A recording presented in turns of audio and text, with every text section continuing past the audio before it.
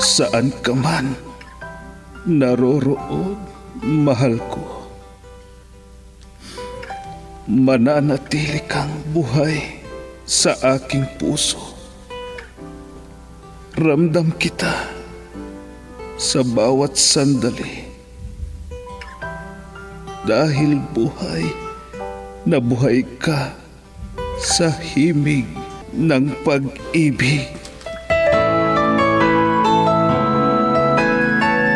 Himig ng pag-ibig. I need your love, you brighten up my day. Isang himig na maging gabay sa mga taong wagas na nagmamahalan. Duyan ng malabahagharing pag-ibig na hihili sa puso at pakiramdam. Himig ng pag-ibig.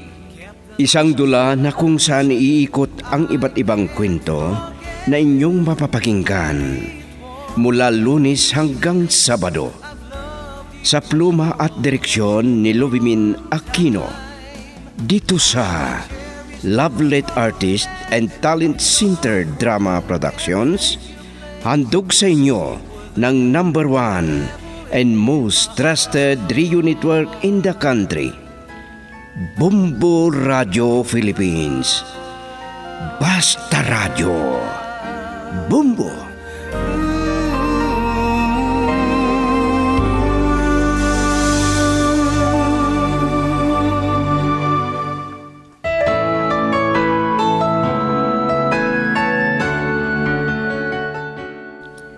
Ang nakaraan, nag-report na si Marky sa kampo para bumalik na sa trabaho niya. Samantala, hindi na ipinalam ni Joshua sa mama niya ang nangyari sa kanya. Sa pagbabalik ni Marky sa trabaho, inilipat sa ibang unit kaya naghiwalay silang magkaibigan. Isang araw, tumawag si Catherine at ibinalita kay Marky na naglilihi na ito. At ngayon, narito ang pagpapatuloy ng isang linggong kasaysayan at pinamagatang Biro ng Kapalaran. Dito sa ating dulang Himig ng Pag-ibig. Deep within, forever in my heart. Ayan, nasundan na natin ang mga kalaban. Mag-ingat kayo mga kasama. Baka mahalata tayo. Malapit na tayo sa target natin. Kailangang makarating tayo sa tagong plantasyon ng marijuana. Men, take cover! Doon sa bahaging yun ang pinagmulan ng putok. Mag-ingat kayo. Fire! Ibigay ang hinahanap nila!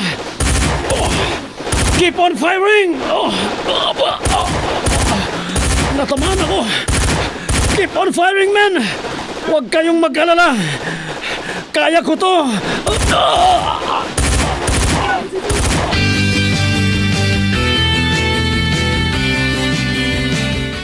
Nagtagumpay ang unit nila Marky na nakahuli ng ilan sa mga kasama ng grupo na nakalaban nila. Pero hindi nila nahuli ang pinakamataas na leader nila. Pero si Marky, nawawala. Missing in action. Paano ko kaya ipapaalam ang nangyari kay Marky? Kina Catherine at kay Aling Sabel. Paano?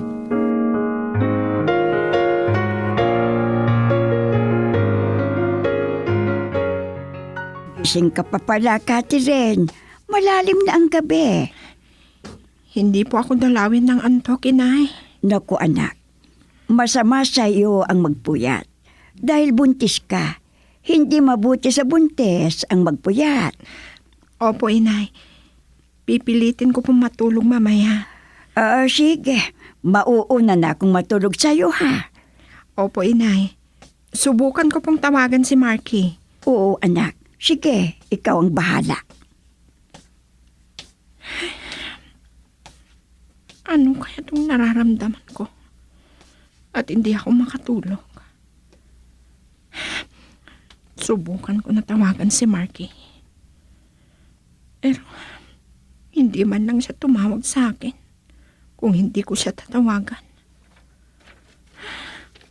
Pambihirang Marky na yun.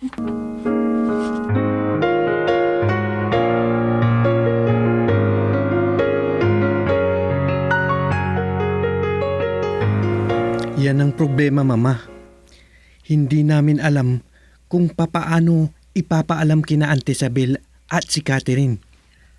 Paano nga ba, anak? Hihintayin ko kung ano ang desisyon ng aming opisyal. Oo, iho. Lalo na at naglilihi si Catherine. Pagka kung ano pa ang magyari sa kanya. Yun po ang sabi ko sa kanila, sa mga opisyal namin. Basta tignan ninyong mabuti kung paano ninyo sasabihin sa kanila na hindi napipigla. Opo, Mama. Sige po, tatawag uli ako sa inyo. Sige, iho. Pero huwag muna ninyong sabihin sa kanila. Oo, iho. Hindi ako ang dapat na magsabi sa kanila. Susubukan pa namin na hanapin si Marky. Kung talagang hindi namin siya matagpuan, siguro yun ang pagkakataon para sabihin ang totoong nangyari kay Marky.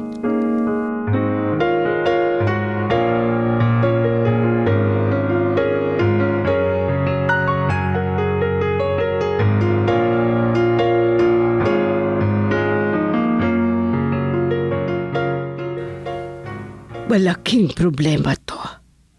Si Isabel, baka ano ang mangyari sa kanya kung malaman niya ang nangyari sa anak niya. Ganun din kay Catherine. Makakasama sa kanya dahil siya'y buntis. Ay, Diyos ko.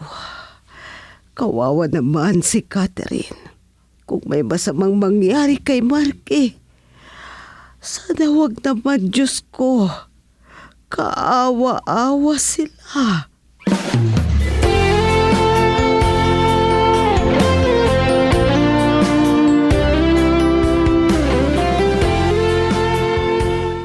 Ayan mo ka mo, anak. Hindi mo makontak si Marky. Opo, inay. Unattended at out of coverage. Ang mabuti pa ay si Joshua ang tawagan mo. Tama, inay.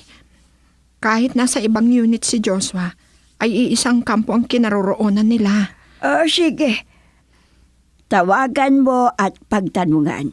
Baka alam niya kung nasaan na si Marky. Opo, inay. Sandali lang at tatawagan ko si Joshua. Girl, I need you. I need your love.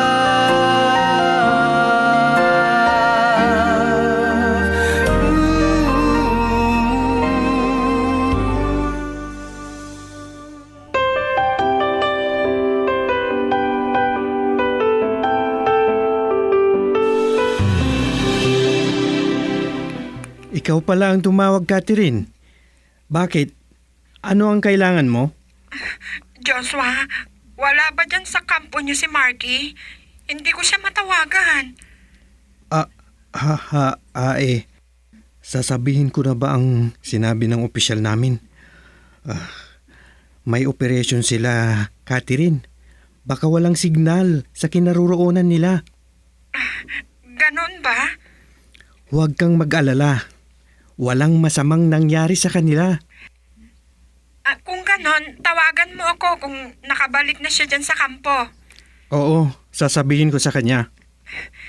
Yun lang, Joshua. Bye. Bye. Nagsinungaling ako kay Catherine. Yun kasi ang sinabi ng opisyal namin.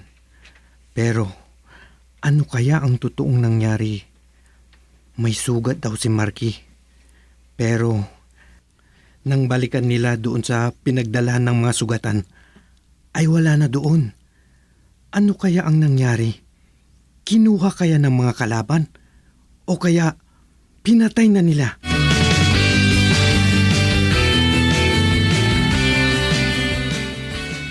Saan kaya ako naroroon? Kubo.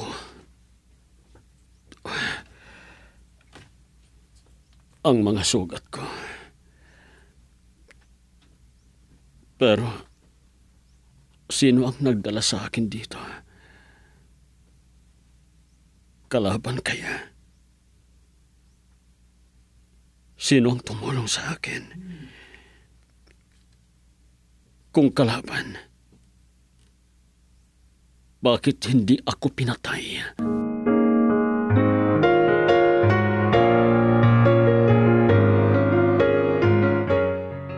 Catherine, hanggang ngayon pa ba hindi mo pa nakontak si Marky? Hindi pa po, inay. Ay, ano na kayang nangyari sa kanya? Hindi ko alam, inay. Pero, sino kayang pwede kong kontakin? Subukan mo na tawagan uli si Joshua. Baka may alam na siya. Opo, inay. Si Ninang Esther mo. Wala pa kayang sinabi sa kanya si Joshua? Hindi ko po alam, inay. Tanungin mo rin siya. Baka may sinabi na si Joshua. Dahil nag-aalala na ako sa asawa mo. Ano kaya ang nangyari sa kanya? Ano?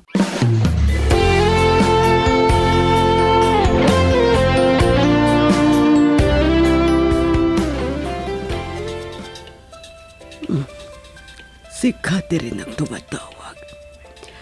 Sigurado, si Mark ang tatanong niya. Hello, anak. Ninang, please. May alam ba kayo tungkol sa nangyari sa asawa ko? Ha? Ilang araw na wala akong kontak sa kanya. Nung minsan ay natawagan ko si Joshua at sinabi na may operation si na Marky.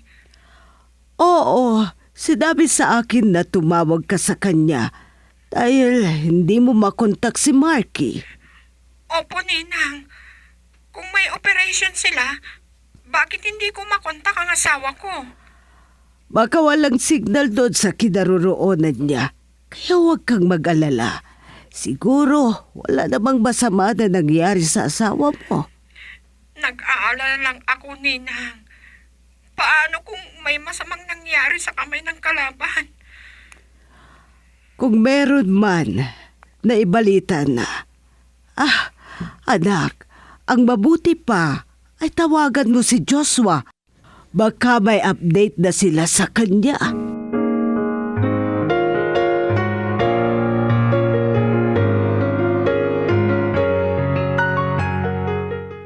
Ganun ba, Mama? Hayaan ninyo na tawagan niya ako. Siguro, panahon na para malaman nila ang lahat. Pero, pumunta kayo doon sa bahay nila. Baka kung ano pa ang mangyari sa kanila. Lalo na si Catherine ay buntis pa naman. Oo, iho. Pero bago yan, ay kakausapin ko muna ang opisyal ko.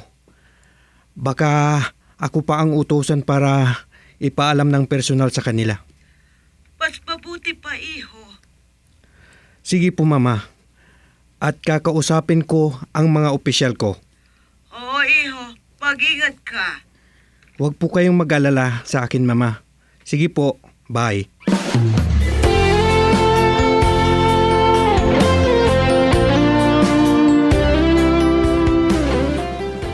Hindi mo natawagan si Joshua? Opo, inay. Unattended ang cellphone niya. Baka busy siya. Kaya tawagan mo uli mamaya. Opo, inay. Pero, nag-aalala na ako. Pero kung nasa operation sila, baka walang signal doon. Kaya mahirap mong kontakin si Marky. Mabuti naman kung ganun. Pero paano kung may masamang nangyari kaya hindi siya sumasagot? Siguro naman ipapaalam nila kung may masamang nangyari kay Marky. Sige, inay. Tawagan ko ulit si Joshua. Baka may alam na siya tungkol sa asawa ko. Girl, I need you. I need your love.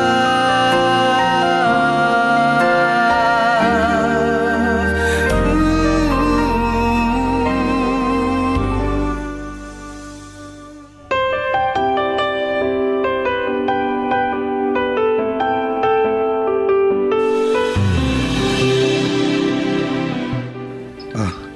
Si Catherine ang tumatawag. Hello? Catherine, kapatid? Joshua, ano na ang balita? Hindi ko pa rin makontak si Marky. Kapatid, may sasabihin ako sa'yo. Pero, patatagin mo ang iyong kalooban. Ha? Ano ba yan? Sabihin mo, Joshua. Ano? Si Bro Marky ay missing in action. Ano? Hindi! Palakasin mo ang iyong kalooban. Dahil sa kasalukuyan ay hinahanap pa siya. Siya ang subject for search and rescue ng mga kapulsan. Diyos ko! Iligtas ninyo ang asawa ko! Hello, kapatid? Please, Joshua. Gawin ninyong lahat na makakaya ninyo na mahanap siya. Oo. Ang totoo ay nakausap ko ang isang leader ng mga naghanap sa kanya. Salamat. Uulitin ko. Patatagin mo ang iyong kalooban. Baka kung ano pa ang mangyari sa pinagbubuntis mo sa anak ninyo ni Marky.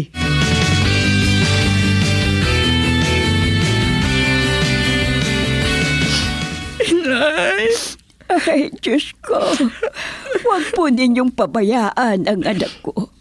Huwag ninyong ipahintulot na may masamang mangyari sa kanya. Diyos ko.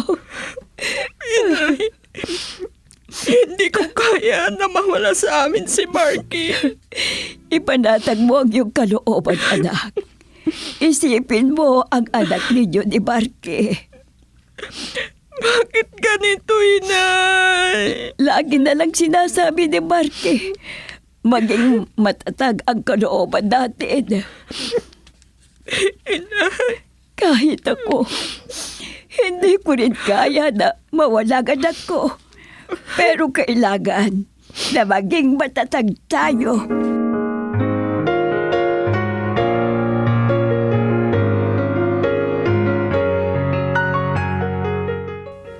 Anak, kasalukuyan daw ang search and rescue operation ni Joshua. Hindi daw sila tumitigil. Hanggat di nila nahahanap si Marky, buhay man o patay.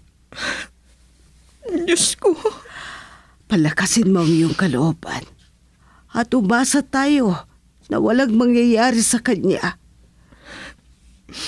Paano kung pinatay nila? O kaya namatay dahil sa sugat niya? Catherine, anak, huwag tayong mawalan ng pag-asa. Tama na. Huwag kang umiyak, anak. Hintayin natin si Joshua. At sasabihin niya ang result ng paghanap kay Marky. Dahil kasama siyang naghahanap sa asawa mo.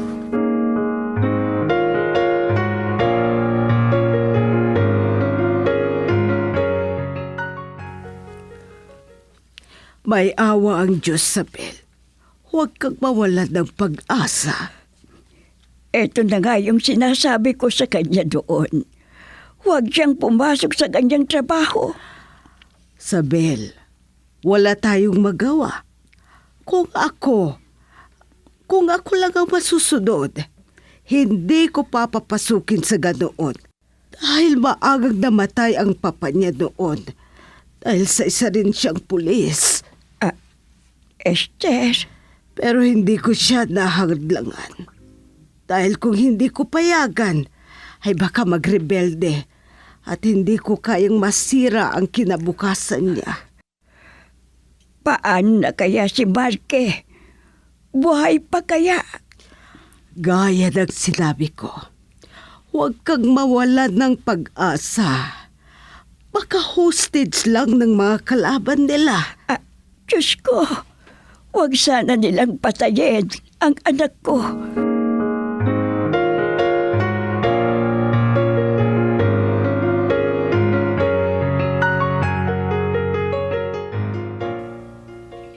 Nag-iisa na naman ako dito. Hindi ko pa nakausap ang nagligtas sa akin. Pero isang Amazona. Pero bakit kaya? Ayaw niyang magpakilala sa akin. At hindi pa niya pinakita ang mukha niya. Kalaban ba ng batas ang mga nandito? Pero hindi sila ang sadya namin, kundi ang plantasyon ng marijuana. Kasama kaya ng mga kalaban namin o tauhan ni Pangulo Sangilo? Pero saang lugar ito? Nasa gitna ng kagubatan. Halata na virgin forest dito. Paano ako makakaalis dito? Hindi ba ako makakilos ng husto dahil sa aking sugat? Tinalian at tinapalan ng dinikdik na mga dahon. Sigurado, nag-aalala na ngayon si inay at ang asawa ko. Sana makilala ko na ang nagligtas sa akin.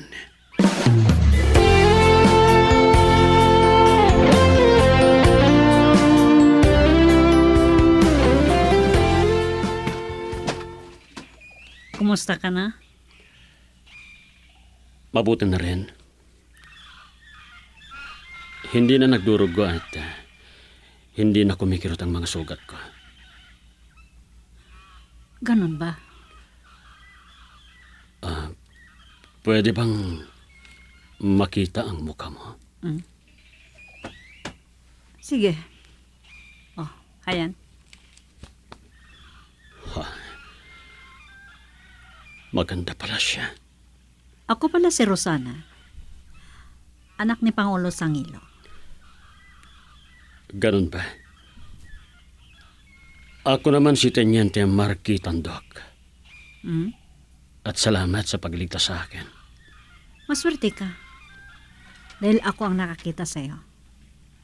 Kung yung mga kasama ko, wala ka na. Ganun ba? May asawa ka na ba? Meron. Kailan lang nung nagpakasal kami. Naglilihi ng asawa ko. Ganun pala. Maswerte ang asawa mo. Pero ba't mo pa ako iniligtas? At hindi na tinuluyan? Lahat ng pagkakataon, nasa iyo. Sige, sabihin ko sa'yo ang totoo. Sawa na ako sa buhay na to. Ganon din ang aking ama. Ano? Hindi kami nabigyan ng pagkakataon kung paano kami babalik sa ilalim ng batas. Anong ibig mong sabihin? Siguro, iba ka sa mga kasama mo na alagad ng batas. Matulungan mo kaya kami? Ano? Kung ganon, gusto na niyong sumuko. Sana. Pero kailangan nakasiguro kami na ligtas kami. Magtiwala kayo sa akin. Pero kailangang manatili ka pa dito. Sige. Walang problema yan. At saka, hindi ba pwede na ipaalam mo sa iyong pamilya na nandito ka? Sige. Pero paano kung magtatagal ka dito. At mahulog ang loob ko sa'yo. Ano? Kaya mo bang isakripisyo ang iyong asawa? Ha? Ang gusto ko ay malinaw na sagot. Kung pagpipiliin ka, sino ang pipiliin mo sa amin? Girl, I need you. I need your love.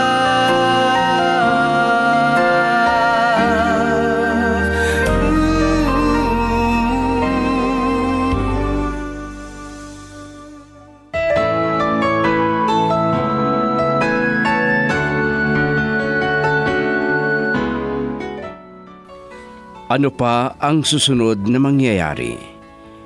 Mga giliw naming tagapakinig, sundan ang pagpapatuloy ng isang linggo na kasaysayan na ating pinamagatang Biro ng Kapalaran. Dito sa ating dula, Himig ng Pag-ibig. Handog sa inyo ng number 1 and most trusted radio network in the country, Bumbo Radio Philippines. Basta Radio. Bumbo. I've loved you for a long